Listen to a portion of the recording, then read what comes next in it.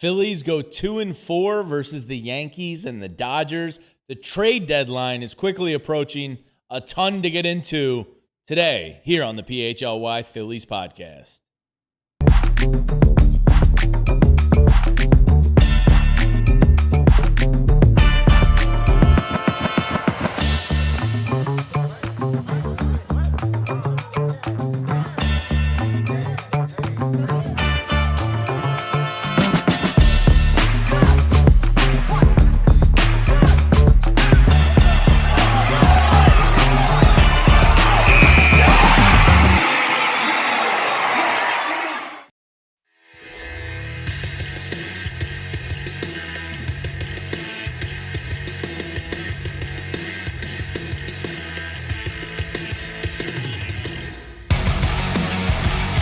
Hello, everybody. Welcome into the Xfinity Lounge here at PHLY.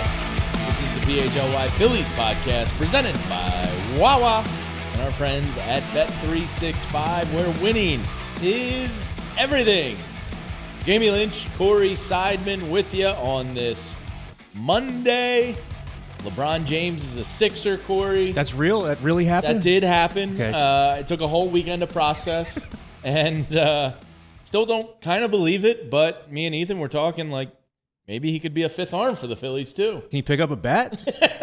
Everybody talks about like, oh, he could walk into a tight end position, but how about like a number 5 hitter or number 5 starter for that matter? Well, I did ask Ethan to look up for the thumbnail. I was like, see how many times you can find LeBron throwing out first pitches. And I think we didn't research it much, but we did find his rookie year. How'd he do? The Cleveland had him out to throw a first pitch. Not bad. He threw a strike. It was kind of a high-arcing, lofted in there strike. Got that overhand delivery. Yeah. Well, also, I don't know if you noticed when you were out in Ireland, but Jalen Brown's been in the Dominican Republic playing some baseball. Have you seen those videos? No, I haven't. It looks pretty How funny. does he look? He looks pretty good. Got a good swing. I think I saw him hit a line drive to left center. Everybody's referring to it as like Jalen Brown's off-season side quest. So. Sure. I mean, at this point, everybody's a platoon outfielder now for the Phillies. We have a lot to get into. And hello to everybody in the chat, K-Red and Larry and Chris and Randy. Hit that thumbs up button for us. And there is the Fanatic. I mean, it's just, when people talk about LeBron coming here, it is different here. You know, like, look at the Fanatic. He does the chalk celebration, and he's got the LeBron welcome signs. The whole city is abuzz. Imagine if like 10 years ago somebody said to you, over the next decade, the Eagles are going to win 2 Super Bowls. The Phillies are going to get Bryce Harper. Sixers are going to get LeBron James. Ben Simmons is going to like turn into a pumpkin. And I was thinking about this the other day, Corey, because somebody was like, oh, man, like Philadelphia just gets all these free agents now. It didn't used to be like this at all. And I'm not going to say that Bryce Harper was like the catalyst for it, because Jim Thome happened, Cliff Lee happened. There was like big signings that happened, but it was infrequent. And all of a sudden, Philadelphia has been on like this run of getting great free agents in every sport. Let's hope Connor McDavid's watching today and he knows to tune into the Flyer show coming up at 1 o'clock. Maybe he comes here next year. Who knows? But LeBron's just another big name added to this city. And I think that's a huge credit to the fans and what this city is when you're beloved here. I heard Dave McMenamin from ESPN talk about, well, LeBron, like, he not only does he want to win, but he also wants to be loved and revered. And LA never really gave him that.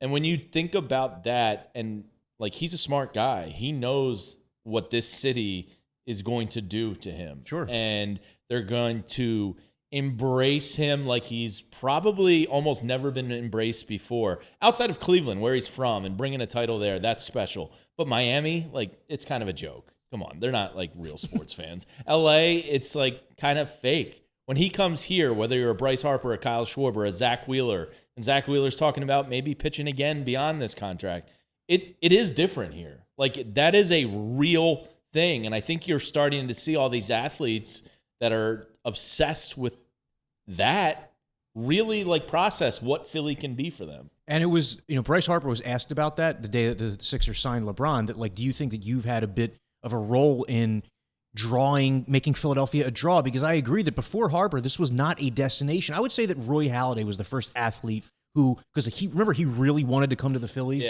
because the Phillies were really good at that point. Halladay's home was near Clearwater. that was the first time that like a superstar athlete was choosing Philadelphia. And there's nothing that Philadelphia fans like more than being chosen, like showing them that love. And I do think that Harper kind of opened the floodgates because he could have gone anywhere. He could have gone to LA, New York, San Francisco, and he chose Philadelphia because he knew that winning here is different, that when you do win here, it's just different. And hopefully this team's able to finish the job and give LeBron a little taste in October of what it might be like for him. Yeah, well, let's hope so. This is my first show back in about a week here, Corey. And since I've left, our pets' heads are falling off. What the hell happened? Now, I hand on the Bible here. I was not able to watch. I did box score watch and tune in to the team, but I was on vacation across the pond, and I didn't get to see every single game. I was following the box scores, but apparently they just became allergic to scoring runs. Yeah, they pretty much didn't score a run while you were gone, so you didn't miss much offense. All right. Ethan, we have a whole selection of graphics we can run through here, but let's start with the team on base percentage, because to me, this is like what the biggest storyline is right now. It's that the Phillies just don't have anybody who can find a way to get on base when they're not really hot hitting. Like Brandon Marsh obviously has cooled off. Oof. Look at this, though. So that is disgusting. You're last in baseball in OBP, 328 last year. So I just said this to Anthony, but like the difference between the 328 team OBP last year and 303 this year, that's the difference between like a cleanup hitter and a number 9 hitter in OBP. This is an entire team where, so the league average walk rate this year is 8%. Phillies have 2 guys at league average or above in Harper and Schwarber. Brandon Marsh, he's hit more this year, but it's come at the expense of the base on balls. So this offense right now, the reason you're seeing so many 1, 2, 3 innings and so many games of 1 run or 0 runs is because you just don't have enough base runners. And if Kyle Schwarber's not hitting a 2-run homer, if Bryce Harper's cold as he's been, this is what's going to happen to the Phillies offense. And 5 games since the All-Star break, out of the 9 they've played, they've scored 1 or no run. And every time that happens, you just think back to October 2025 against the Dodgers, October 2024 against the Mets. Doesn't matter how much pitching you have. We've seen this team lose 1-0 plenty of times.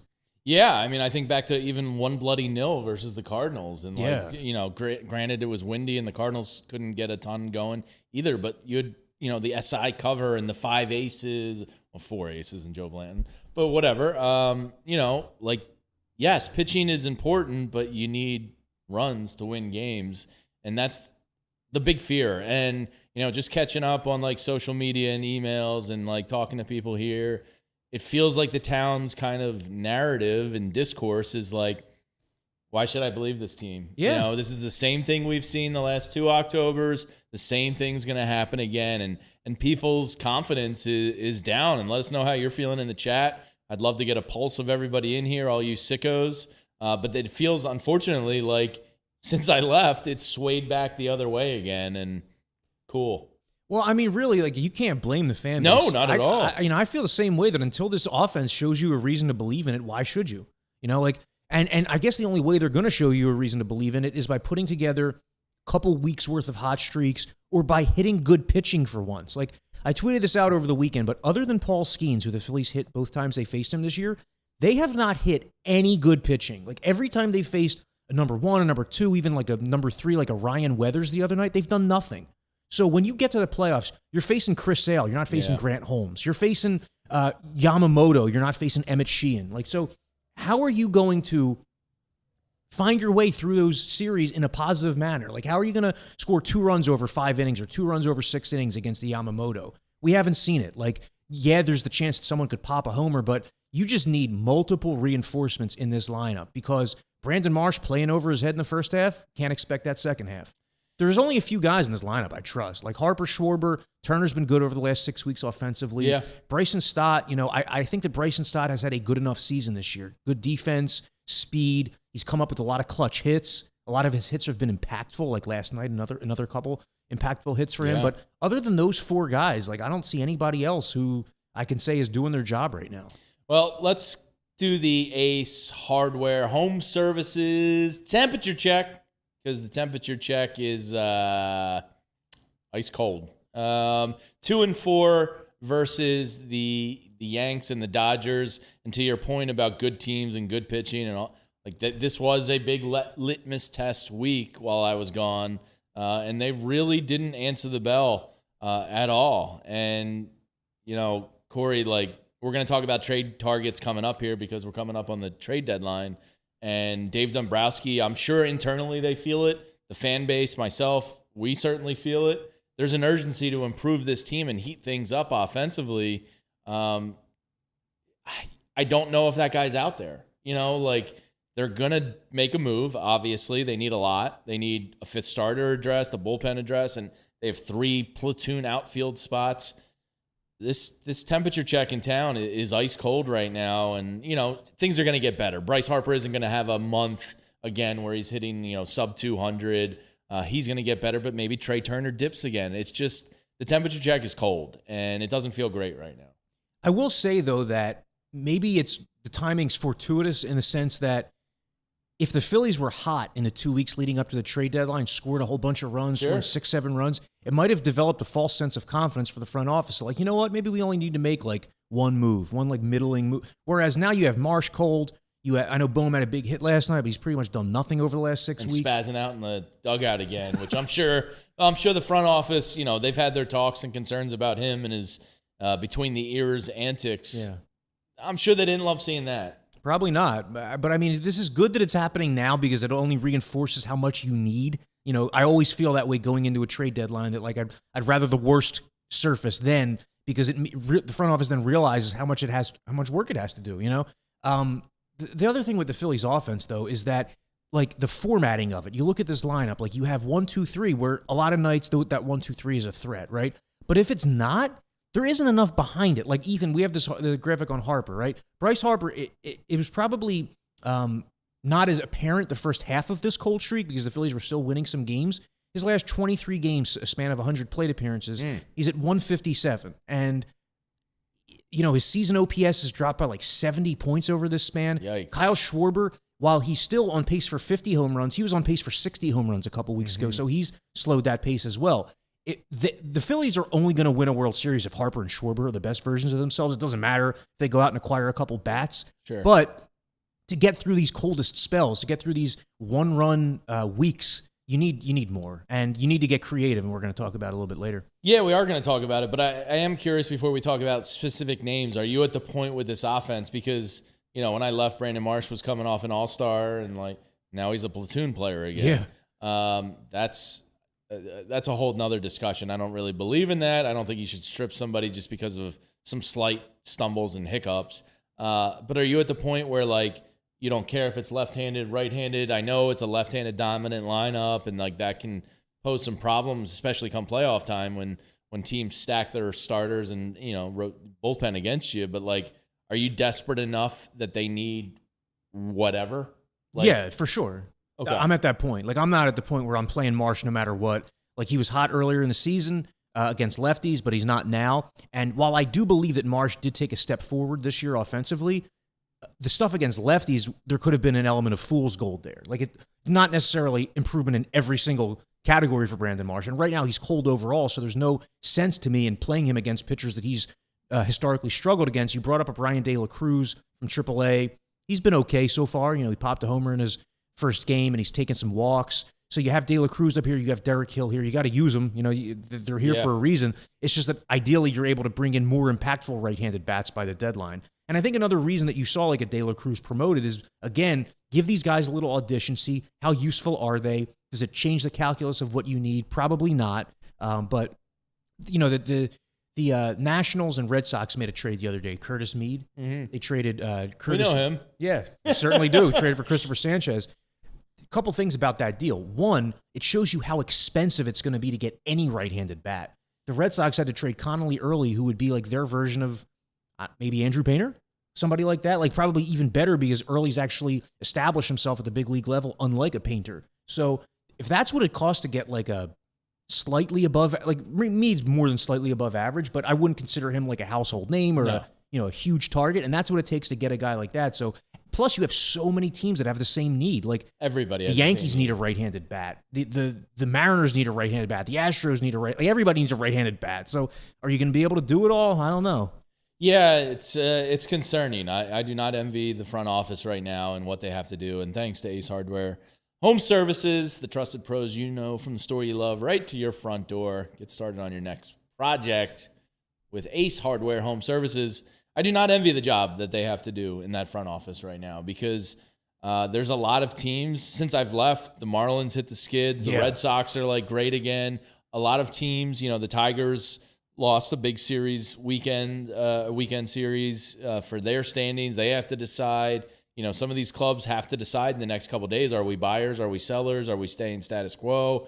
And everybody's after the same things. And you're right. Like if Curtis Mead was acquired by the Phillies, I hardly think that's a name where people are like, yeah, let's go. We can win the World Series now. And the price is high. So this is going to be tough. But a guy like that would help a lot. I mean, that is the profile of player you need in this offense because Mead hits for power and he takes walks. That's why I look at like Randy Arozarena, which we're going to talk about the individual names later. I've wanted Randy for like 4 years now. Yeah, it's like I want somebody who does more than one thing. Like you go get Eugenio Suarez, he can pop you a homer, but he doesn't get on base. He strikes out a ton. Like I want like a multifaceted offensive player, and ideally somebody you have beyond this year, because all these same offensive needs are going to exist next year as well. Yeah. And there's a decent comment in the chat from Philly Rick. Trea Turner should bat fourth. If you refuse to bat short or fourth, Turner gets on first and is irrelevant because they don't let him run. It's a really good point. Yeah, why not let him run? That like Trea Turner has not stolen bases much here as a Philly. We did see a double steal last night attempted Harper with Trey and Crawford, and you don't see that very often. And Harper and Marsh did execute a double steal later in the game, but Turner's stolen bases as a Philly, but not nearly as many as you'd expect because he doesn't want to run himself into an out ahead of Schwarber and Harper. But if that's the case, then does he need to be your leadoff guy? That's a great point. Like maybe Stott can lead off for a week because he's at least going to give you a league average baseline on base percentage, and maybe bat Turner fourth and see if that gives more protection out of the cleanup spot. You just got to be thinking about everything, being creative here because we've seen this offense we've seen better versions of this same offense struggle when it matters most. Sure. So what gives you the confidence that this won't happen again? Yeah, and I saw yesterday Kyle Schwarber was getting some more work at first base, and Mattingly said, yeah, we might try it out a little bit more just to get Harper off his feet some. That could be a byproduct of a month of struggling and them just saying like, all right, maybe we need to get him, out of the field a little bit more here and there. So it feels like a little bit of desperation is setting in internally, and we'll see what happens. But on the other side, Corey, we did have a super chat I want to get to before we get to the next section. Ethan, if you can pull that up. Let's see. Philly Rick, who was just spitting, said, Jamie, lots of walking in flip-flops over there. The feetsy's okay. Trout on Sunday. So I actually tabulated miles walked on my trip to Ireland. Me and my wife went. No kids. The longest we've ever gone without children. And I walked 45 miles. All in flip-flops. How many miles do you think LeBron has run up and down the court in his NBA career? And, have you ever seen his toes? Oh God. Man. They like Deion Sanders toes? Oh, yeah. We drove 760 miles and we walked 45. So we traveled over 800 miles over there. Nice. In 7 days. So, yes, thank you, Philly Rip. The feet are, they're great, but I definitely put some wear and tear on these flops this week, no doubt about it. All right, on the other side, we got to talk about some names because there's three glaring needs for this team. Back-end bullpen, high leverage arm, not easy to find. Right-handed bat, not easy to find. And three, they need a starting pitcher because they have not won a game in the fifth starter spot since 1975. Not far off. May 18th. Yeah. That's been a long time. All right, on the other side, we're going to talk about some of those names and who might make sense for the Fightins. Baseball is in full swing down at the bank this year. That means a full season of ringing the bell. That fanatic and his shenanigans, that guy's always up to something.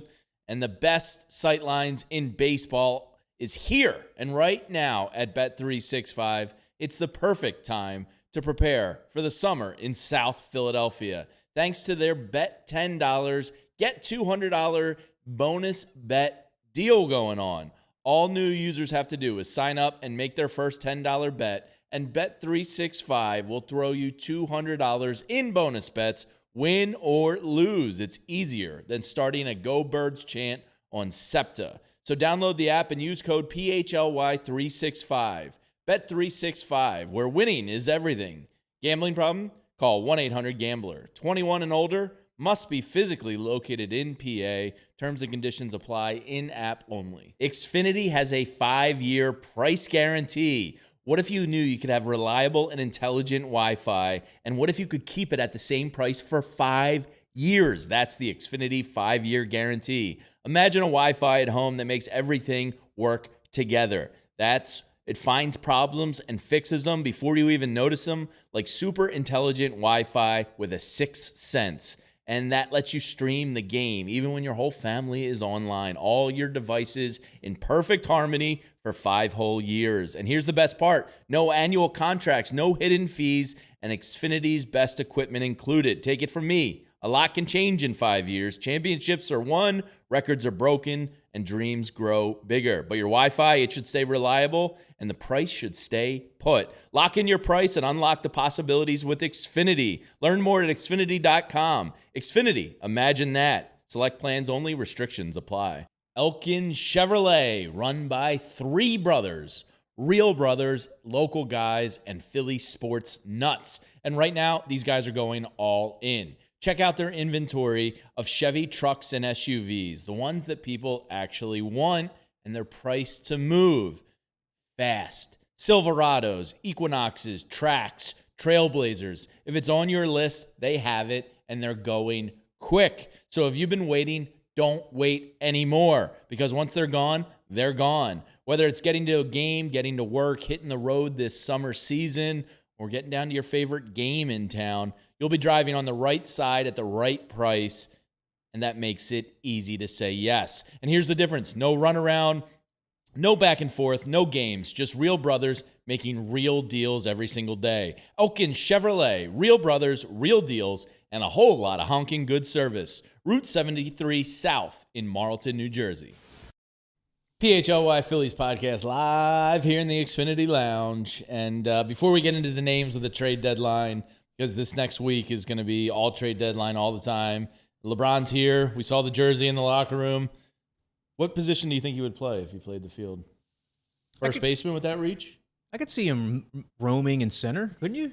Covering a lot of ground. He would steal a lot of home runs. Might be some nasty collisions with his corner outfielders. But now that he's here, everybody's kind of turning to, all right, how do you improve this team? Before we get to the names that are going to be hopefully improving this team, what did you think of Sunday Night Baseball on NBC last night? I watched a lot of the game on mute with my daughter as she was falling asleep, so I missed a lot of Votto's segments. But Kruk, again, stole the show. The guy's a star. But overall, what did you think? I thought there was some cool dugout shots. I thought some of their camera angles were interesting. It did feel big. Yeah. I thought overall it was pretty cool. Yeah, and you like the booth. I mean, the fact that Joe Girardi has a lot of knowledge of both teams. Like I know Phillies fans, he's probably not the most popular guy in the world, but managed both teams, managed this Phillies team recently. Still a lot of players on this roster that he was with, so you see the value there. And Joey Votto, he's being lauded online. It is really refreshing. It's a different perspective Joey Votto gives you. It's also like a different communication style. He's funny, he's informative. There were a couple points last night where I thought he brought important, different perspective, like when the Phillies executed a double steal at one point with Harper and Marsh. I'm pretty sure Girardi and Kruk were talking about how they wouldn't have done it in that situation. And Votto saying, well, no, you want to be able to steal a run. Will Warren's not looking at him. Give Christopher Sanchez a couple more runs. It's important sometimes to get that counterbalance. I just always laugh when there's like a new announcer that if they're even halfway good, people just trip over themselves to talk about how amazing this guy is. Yeah. It's like the shiny new toy almost. Yeah, once I got my daughter actually into her bed, I came back out on mute, and they were talking about Bryce Harper doing the tongue scraper. Oh, they were like, Joey, what do you think about that? And he's like, not now, guys. It was basically like, not now, Chief. I'm in the zone. He's like Bryce Harper's in a 1-2 count. You're asking me to talk tongue scrapers? Yeah. He had no time for it. I thought that was kind of funny. I love that, yeah. Yeah. All right, so let's start. There's a quote here from Bob Nightingale's piece yesterday about the Phillies and Dave Dombrowski. And look, Dave Dombrowski, I believe it's his birthday today. Happy birthday, Dave. Yeah, I think it's his 70th birthday. So, Salancha, Dave, happy birthday. But here's the quote, because I'm sure he's feeling the pressure not only with this core. They talked about it on the broadcast last night. Like this core isn't getting any younger. The quote from Bob Nightingale's piece, Dave Dombrowski, Phillies president of baseball operations, isn't about to sit back and watch his team get yet a year older without making major moves, no matter the cost. When you talk about the Phillies and trade targets, Corey, it's always, what do they have to give? Their minor league system is like 28th through 30th in baseball, depending on who's ranking it. It's not a great system. You do have an Andrew Painter. You do have a Justin Crawford, who are young pieces that would be coveted by teams. Maybe you're selling at low points with them. We'll talk about Andrew Painter, a little bit later in the show. You can always get something for something. Like, it's not to say you can't make moves, but do they have enough, in your opinion, to make a quote-unquote major move? If they want to make a major move for like one of the top guy on the market, you're going to have to include a Gage Wood, I think. Yeah. The Phillies do not seem like they want to trade Francisco Renteria. I wouldn't either. He's on a fire. And this might be like this would be a best case scenario, but like 5 years from now, what if that's like an Acuna level player? Yeah. The type of player the Phillies really have never been able to like the superstar international free agent signing, because Renteria, the production that he's giving you, it's almost like an additional top 5 draft pick that they got, So I don't think they're going to move him. If you want to get a top guy, Gage Wood might have to be on the market. I know it's not something we like, but like Dante Nori, one of your top prospects, has been injured parts of this season, hasn't really hit. Aiden Miller has not played a game because of the back injury. Andrew Painter's at AAA. He has made a couple good starts in a row, so maybe he's building some trade value. But there's not just like, it's not an organization that's chock full of prospects. No. It's why you also might have to trade from your major league roster. It's why we've talked about Justin Crawford a little bit here. I'd be exploring all avenues. Something I was thinking about the other day is, like, would you trade Justin Crawford for Jake McCarthy of the Rockies right now? You'd be trading a left-handed hitting outfielder for another left-handed hitting outfielder who's more of a win-now player. I don't know if it's a big enough upgrade to give up on Crawford this early, but you have to be thinking about all those things. Yeah. And Bob Nightingale's pretty plugged in with a guy like Dave Dombrowski, so if he says they're gonna do it at all costs, I do believe that. So I also saw this. I wasn't on social media much last week, and I tried to check out on my phone as much as I could, but I did see our friend Jim Salisbury, old Jimmy Steaks, had a little nugget, and Black Mamba on Twitter, who replies to every single Byron Buxton tweet, close your ears, shut off, hit that thumbs up button before you get out of here. Jim Salisbury did have a little nugget that, and let's make it our Evans Pest home field advantage, because hopefully this is true. Byron Buxton allegedly told some Phillies players last year, Corey, that he would consider waiving his no-trade clause to come to the Philadelphia Phillies. Do you think it's a situation where Byron Buxton could actually be on the table ahead of the deadline? Well, so when he was here for the All-Star game, Buxton, a couple weeks ago, he was asked directly, would you waive your no-trade clause? I believe nothing Philly? he says. Right, and he said, I'm not going anywhere. But again, push comes to shove. If an acquiring team, offers money for him to, Sure. maybe they think about like an extension or some sort of like reformatted structure of his contract. Maybe that entices him to do it. Buxton continues to be worth thinking about because he might be the most impactful bat that moves this summer if he's moved. There's different tiers of hitters that would make an impact with the Phillies, and I would put Buxton under the category of big impact. The 4 guys I have there are Byron Buxton, Mike Trout, Randy Arozarena, and Luis Arraez. And you can leave this up for a minute, Ethan, as people digest it. Of those top 4 of the big impact guys, how many do you think move? Just gut feeling. 1, Arraez. I don't think Arraez feels like a lock. Yeah, the other 3 would be more long shots. Buxton and Trout because of the contracts and because of the injury history. Arozarena because the Mariners are only like a game or 2 out of first place. I still do think, though, that Randy Arozarena is gettable because the Mariners, even when they've been in this exact position in recent years, Jerry DiPoto's made trades nobody saw coming, like selling when you'd think they'd buy, buying when you'd think they'd sell. The medium impact here, Spencer Steer, wrist injury yesterday, that might be a crucial piece of news going into the trade deadline if he now can't be moved. Eugenio Suarez, kind of like a one-trick pony, can hit you some home runs, but it's going to come at the expense of 6 for 50 slumps with 25 strikeouts. Sick. More Ks, low on base. Let's do it. But he's better than Bohm defensively. So, I was talking about this with Anthony just now, but say you get a Suarez, you could make Bohm just a DH. You can play Schwarber in left field. Now, your left field defense is worse, but your offense is slightly better. To me, Alec Bohm should not be beholden to an everyday job anymore. No, not at all. Elliot Ramos has stunk over the last month. I mean, he has like a 275 on base percentage the last month, and I don't know if that's a guy you want to go after right now based on the way he's not hitting. Now, Taylor Ward isn't the sexiest name in the world, Corey, but I believe he's 10th in baseball in OBP. And he leads in walks. I think he has 81 walks or something like that, which is crazy. That right now, we showed the OBP stat earlier, 30th in baseball. is that enough to make Taylor Ward like possibly the most realistic trade target here in terms of cost and filling a hole in this team's roster, which is simply just getting on base? Yeah, and also because it would be a more simple trade. You know, he's a rental. He's a free agent after 2026, so you're not having to trade a ton to get him. The Orioles have been viewed as a seller for weeks now, if not months. So it does strike me as this would be a logical move. It would fill a need. You're last in OBP. This guy has one of the highest OBPs in all of baseball. But to me, that's a medium impact move. Like, you might get Taylor Ward, and he does what Austin Hayes did when you acquired him a couple summers ago. Get a kidney infection and pee blood? Hopefully not that. But you know, when the Phillies got Austin Hayes, for example, he was coming off an all-star season. You're thinking if you only play this guy against lefties, he might thrive, and it didn't happen. And then the better than nothing category. Oh, man. So old friend in there. Yeah, Matt Vierling. I mean, I just put him there because the Tigers are one of the few teams that I do think are going to sell. It seems like this was a big weekend for them against the Royals, and they dropped 2 of 3, and Tarek Skubal could be on the move. They have to make up their mind like probably in the next 36 hours. Mm-hmm. And I think they'll sell. But I think so too. These guys would just be like bit upgrades. You know, Joe Adell did go yard yesterday. I put a tweet out from PHLY Phillies like, does Joe Adell do anything for you? And people were like, nah.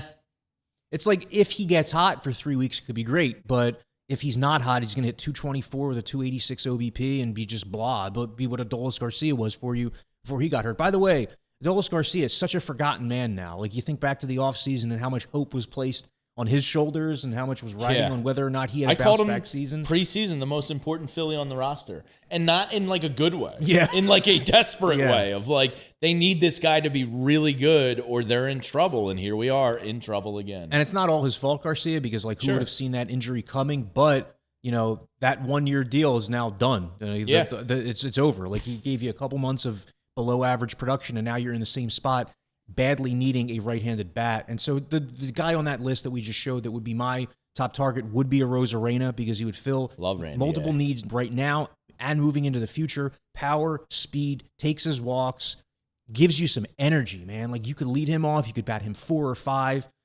I don't know if I would trade Gage Wood for him, but it probably would cost you something like that. Probably. Now, another name, the Rockies are going to be guaranteed sellers. They came out yesterday and basically named the roster of like who's up for sale. Yeah. And it was more or less a lot of guys. And when I asked you earlier, like, we all know they're right-handed bat deprived and desperate here. Are they desperate enough to go get another lefty bat? And the name on the Rockies that interests me some is not Mickey Moniak. It's Jake McCarthy. Yeah. He is a Philadelphia guy, a Scranton guy, got married in Philadelphia 2 years ago. Do we start to bring him home? So far this season, he's hitting 298. Corey, his OBP is 340. His OPS is 842.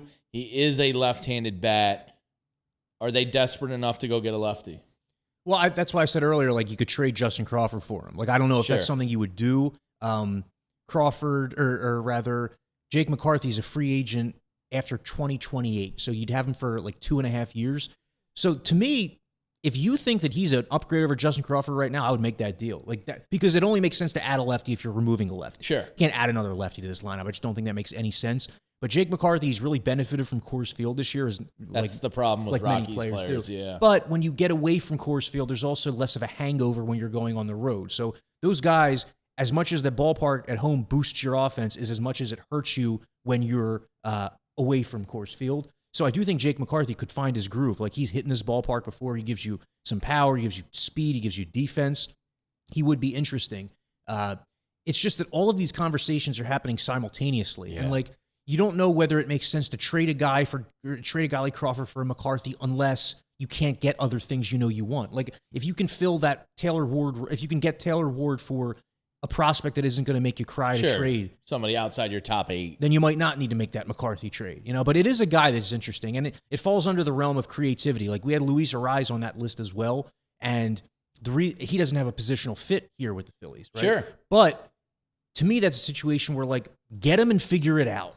He drastically would increase, like, the on-base skills and bat-to-ball skills of the offense, and you could move Ariz to third where he played earlier in his career. You could move Stott to third. You could remove Bohm from the line. Like, there's a lot of things you can do. It can't just be strictly like, this is the one spot we're going to fill and we'll do this. Yeah, and Ketel Marte, apparently, I know the Diamondbacks are kind of back in it again, but he allegedly unfollow the Diamondback. Oh. The Granite unfollowed and removed all Diamondback stuff from his social media profile. He's another guy, like, sure, like, get creative. Put Stott at third and keep Ketel at second. Like, they are kind of offensively desperate enough where, like, everything has to be on the table here. Absolutely. Absolutely. And, like, the conversation, whether do you go get a rental, do you go get a guy who comes with years of control, that also plays into the cost. Sure. Like a rental probably isn't costing you your top prospect because, by nature, you're only getting the guy for 2 months for one playoff run.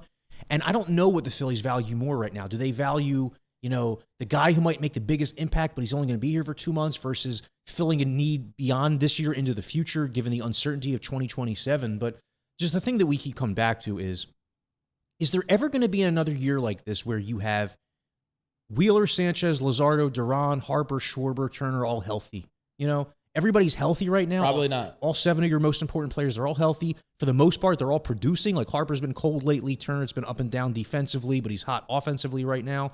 This might be your best chance. Like, I still think 2023 was your best chance, and I hope that we're not looking back at that 30 years from now as the one that got away. But, 2028 might be worse than this. Turner might not be the same guy. Schwarber and Harper might not be the same guy. You got to win now, man. You got to do it now. And thanks to Evans Pest for the home field advantage. By the way, is Trea Turner capable of just, being good at all fast? It's like my golf game where, if the drive's good, the irons are good, then the putting's the worst I've ever done. If the putting's good, irons are good, and it's like I've never picked up a driver review. Is Trea Turner capable of having good offensive performance and good defensive performance at the same times? Because 18 errors on the year now, Corey, my God, it's painful to watch. I don't think this is a hot take. I sure hope it doesn't sound like a hot take to people, but there's just no way he can be the shortstop next year. No. There's no way. There's no way that he can be butcher. your shortstop moving forward. He led the majors in errors with 23 a couple years ago. He's probably going to lead the majors in errors again this season. And we talk about, Ketel and possibly Luis Ariz. Put Trea Turner in right field and move Bryson Stott over to short. I know you're, weakening second base and improving short to weaken second base, but, whatever. Trea Turner you're not losing anything if you move him somewhere else on the diamond. I think it would probably be center field because center would be that's what he's played before. Yeah, he played a little bit earlier. But you could put him we've seen Rhys Hoskins and Kyle Schwarber play left field here. He's not going to be that bad. And a lot of times you would say that errors in the outfield are worse because they result in multiple bases, but they're not worse than a shortstop who makes an error twice a week. That's what it seems like it's been, and he just doesn't find his way out of it. It's not like being hot at the plate makes him better in the field and gives him more confidence. That doesn't translate. The routine plays aren't consistent enough for him, and it's gotten to a point where there are 6 years left on the deal after this year. He cannot be a long-term shortstop. He still has a lot of value and a place, but you got to figure out, do you flip him with Stott? Do you put him in center field? Yes. Do you put him at third base? It just can't be this movie. Yeah, shortstop and third base are just, abysmal. Shout out my man Big Farts Jones, who says Trea's defense is cheeks. Yeah, it is absolute cheeks. And, Chris Nevin says improving short is so much more improving second. Yeah. 100% agree. I just don't know, if you put Turner at second, would he be any better at second? No. You have less ground to cover. He has to theoretically. get out of the infield. And so center field, you could see a guy like that.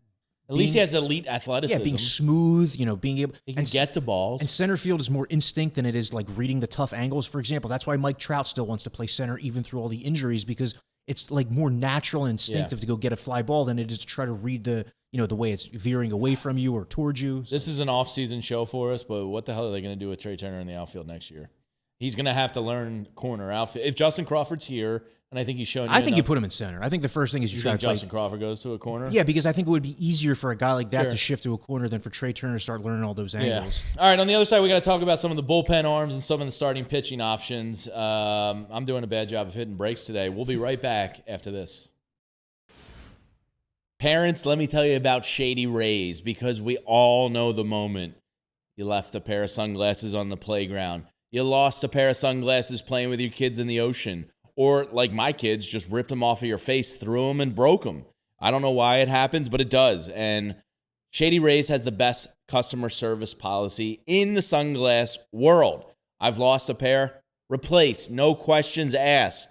And then Shady Rays just changed the game forever. These sunglasses are made for real life. They're seriously good-looking, polarized, durable, and not stupidly expensive. And here's the wild part. If you lose or break them, even on day one, Shady Rays will send you a brand new pair. No guilt trip, just replacements. Wink, wink. Possibly a great Father's Day gift coming up. So now I wear my sunglasses without fear. Go to shadyrays.com and use the code PHLYSR for 50% off 2+ pairs of polarized sunglasses. When I was younger, I never thought seriously about my finances. I just knew if I could pay for stuff, I was good.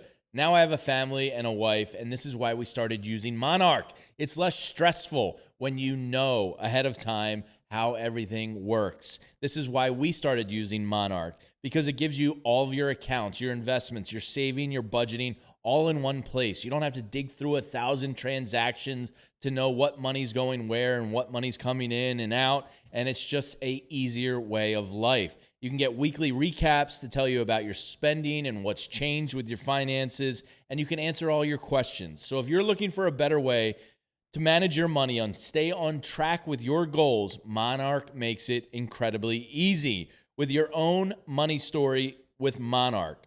Use code PHLY at monarch.com to get half off your first year of Monarch Core for just $50. That's 50% off your first year at monarch.com with code PHLY.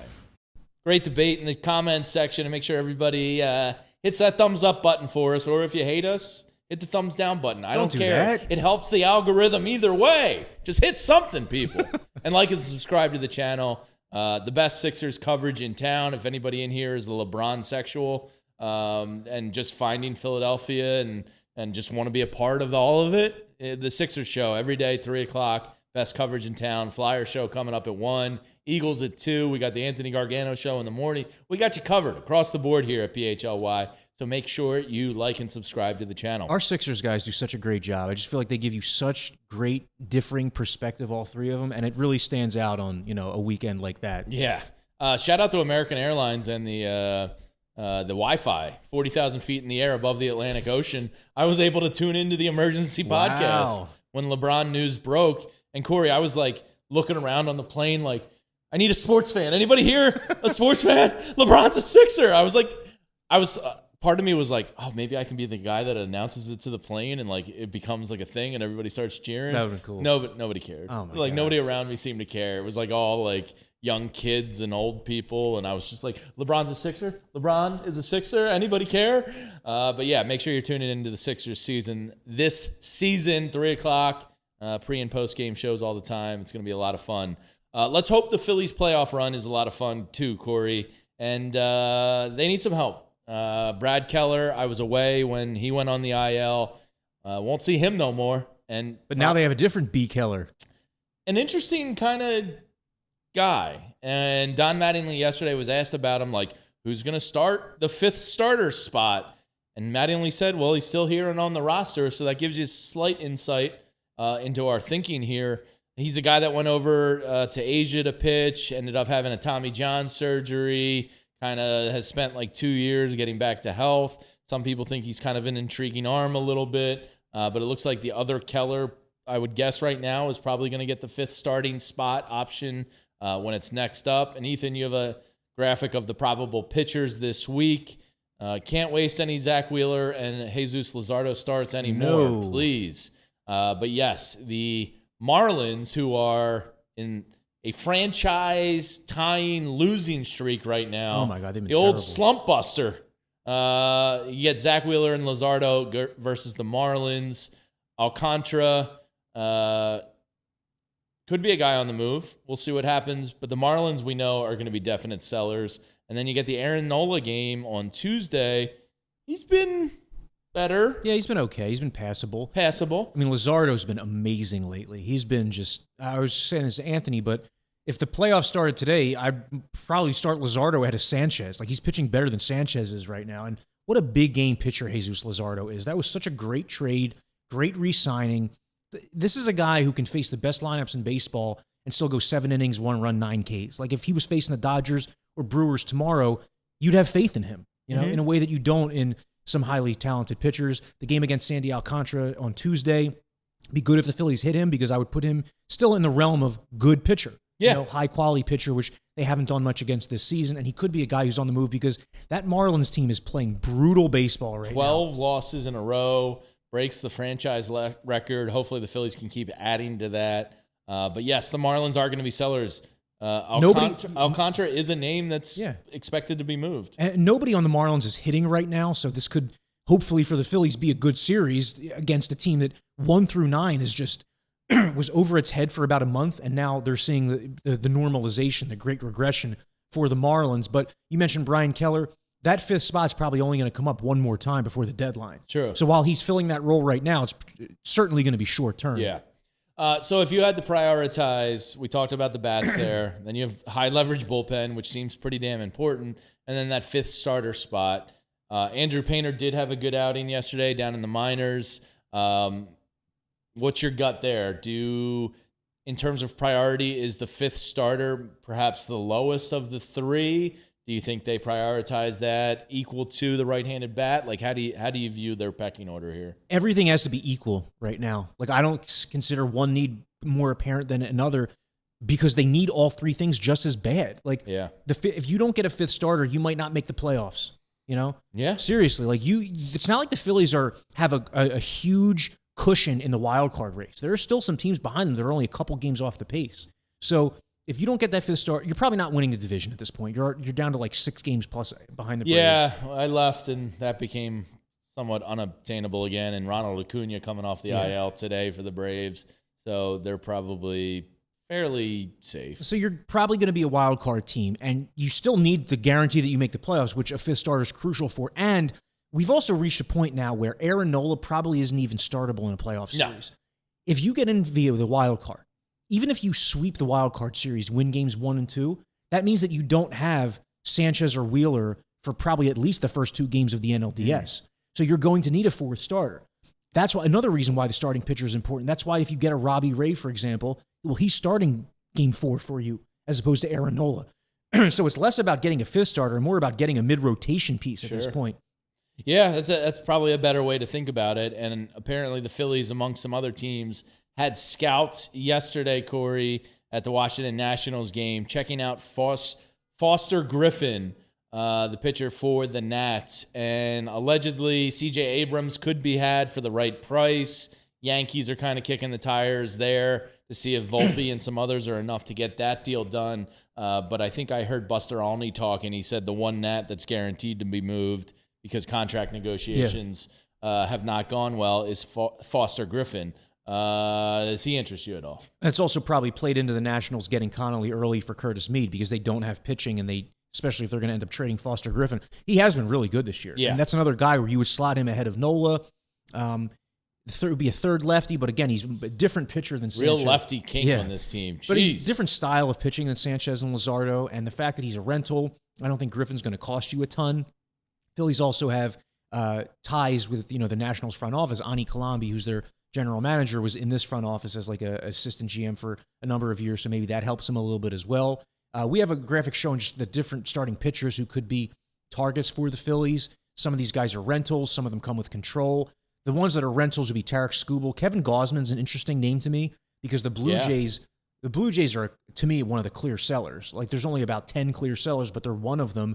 And Gausman does not want to be traded, but that's a guy who has a ton of experience regular season. Save some money in taxes coming south, Kevin. That's right. Robbie Ray, Freddie Peralta's had a disaster of a season. I don't know. He would not be high on my list, but Joe Ryan got pounded the other day, gave up 6 homers to the Guardians. There might be a little bit of a downturn in his performance, but like Ryan, Alcantara, Reed Detmers, Michael Wacha, all these guys Waka would drastically improve that spot in the Phillies rotation and turn a hole into like a strength. Yeah. It's going to be interesting. Some other names I've seen out there. Brady Singer from the Reds, Walker Buehler, who if he could have just promised them a spot in, he doesn't do much for me. No, he doesn't, but their desperation is a stinky cologne, Corey. I like that. Clay Holmes. I like Clay Holmes. Yeah.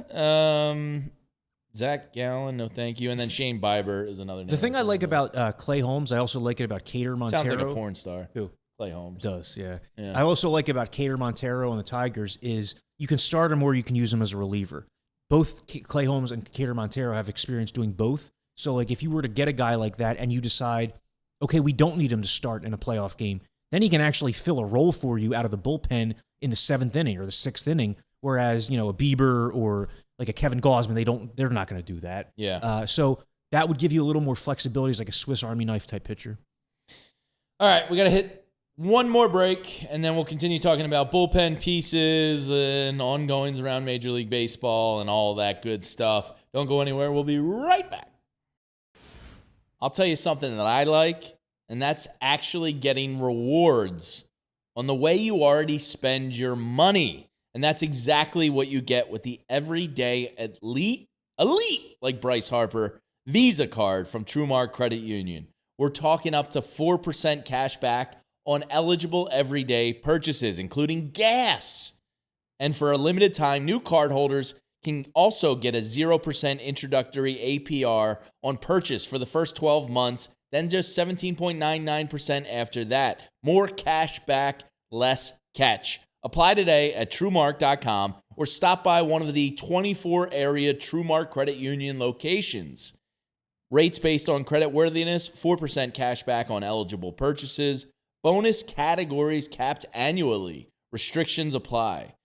Visit TrueMark.com for details. Federally insured by the NCUA. If it's been a while since your last pest treatment at the house, it's time to get in touch with our friends at Evans Pest Control. This is a good reminder to get ahead of these things. And right now, for returning customers, you can get 5% off your next service. If you haven't had it done in the past 12 months, now's a good time to do it, because when pest treatments lapse, those buggers, literally pests, ants, spiders, bees, rodents, and other common household pests are looking for that place to settle down and call their home.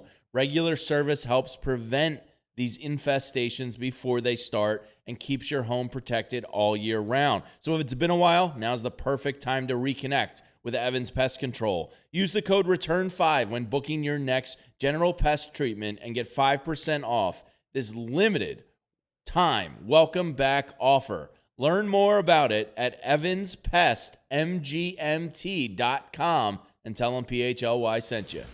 LeBron James, can you play baseball? Somebody in the comment section, or somebody on our Twitter actually said, come on, if you really want to be the GOAT, you just have to have a better baseball career than Michael Jordan.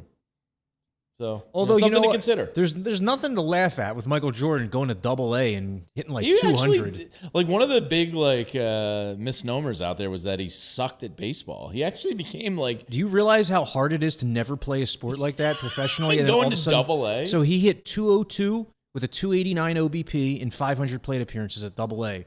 It's like wildly respectable. He walked 51 times. It's crazy. So LeBron, ball's in your court. Apparently, LeBron is on his way to Philadelphia for perhaps an introductory press Johnny conference. Clark, the first face he's going to see. I saw a tweet. It was like the first thing LeBron sees in Philadelphia, and it was John Clark holding a microphone in his face. The GOAT. You think the Sixers contract out Big Dom just for the LeBron security detail coming to? And apparently he is going to live in New York. I know. Now, look, I know it's a quick helicopter ride. For any of us. Yeah, us common folk do it all the time. But, New York to me is it's cool and all, but, it's overrated. You could get a suite at, the Four Seasons and just, live in the Ritz or something. Yeah. What's so bad about that? I don't know. It makes no difference, really. Do you really want to take a 45-minute helicopter ride and then drive? You're still commuting an hour and a half. Right. When you could just drive 5 minutes down Broad Street and drive right into your building and nobody sees you. Yeah, JJ Redick did, but my girlfriend was asking me why is this such surprising news? I was trying to explain it to her, and the thing I just keep coming back to is he had zero ties to this area, none, except for the golf, right? But and that's just to me what the coolest part of it is. That he's gonna probably retire a Sixer. I'm we're going too long about LeBron. It's gonna be great. Get him out to a Phillies playoff game, really drink in the town. Him and Joel sit in a row behind the dugout, like Joel the home run derby. So bullpen, they need a high leverage arm, Corey, and we talked a lot about Aroldis Chapman as a name this year. He ain't going anywhere. Red Sox unfortunately caught fire and became the best team in baseball over the past month. You got any names for me? Who's the sizzle out there in the bullpen arms? They need a high leverage arm. Bad. Yeah, there's no doubt. We put together a list here. I mean, Mason Miller would cost you a ton. Padres are going to sell, right? They're going to sell. I don't think they're going to end up trading Mason Miller just because they would need to get so much in return in order to make that trade. A team's going to need to completely bowl them over. And it just remains to be seen whether that happens. I mean, in order to get Mason Miller, the Padres had to trade the top prospect in all of baseball. They gave up, like 4 of their top 10 prospects to even get him? The guy Leo DeVries was like the number 1 prospect in baseball when they traded him. Pete Fairbanks has an ERA over 7, so I know that's not going to entice people. It's because he has enticed me in the past. Yeah, and he's good. I mean, he's really good. Like, he's a 8th, 9th inning guy who had tons of success with the Tampa Bay Rays, sub-3 ERA there. Could be a good partner with Duran at the back end of games. A rental player on a team that's probably going to sell in the Marlins. So I don't think he's costing you a ton. So that's a way to potentially improve the back end of your bullpen without having to trade much. Luke Weaver, the Mets are definitely going to sell, and he's a guy who has slotted into the back end of bullpens for New York teams the last couple of years, so that you know that he has the experience in like pressure cooker environments. The next 2 names on that list. AJ Mintner is a great baseball name. Yeah. And well, he's also been a great reliever. Not great, but a good, solid reliever throughout his entire career. Like not like the total lights out lefty, but a guy who's very reliable. And I think the Phillies need another reliable left-handed reliever. That's why I have AJ Minter and Adrian Morejon there, because you have not gotten anything you expected out of Jose Alvarado. I have no faith in him come playoff time. Tanner Banks, been up and down from AAA to the majors this year, big steps back. Kyle Back is not trustworthy enough yet. So like he's back up, and McFarland went down. Is that the move?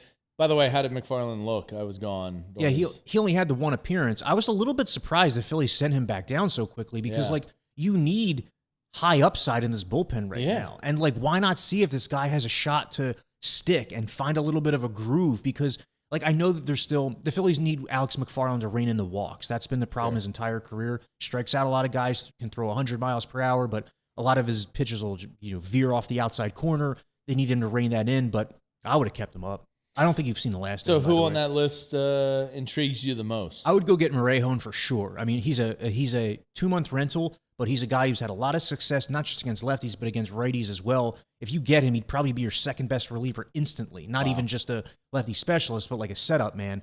Kenley Jansen don't really have much interest in, but I'm just including him on this list because... You talk about experience, and playoffs are, experience and pressure-tested environments. Yeah. So, I mean... In that sense, he makes... In that sense, in that regard, he makes a little bit of sense. And then Kyle Finnegan, and Brian Abreu. I mean, Kyle Finnegan's one of these guys who he has both 8th and 9th inning experience, so could help in that realm. I like Brian Abreu because the Astros are probably going to buy, but that doesn't mean that they're going to keep everybody. And Abreu's a free agent after the season, probably not staying there. He has not had a really good year in ERA over 5, but the last 4 seasons before that, lights out. The Phillies saw that in the World Series. I mean, he has as good a stuff as like Duran on some nights. It's just that he's not always able to harness it. But that would be a guy, Brian Abreu. I'd be looking at Abreu. If you got Abreu and Morejon, 2 guys who are rental players, that would really improve your bullpen. And you probably aren't giving up top prospects to get either guy. You think there's a scenario where they get more than 1 bullpen arm? Yeah.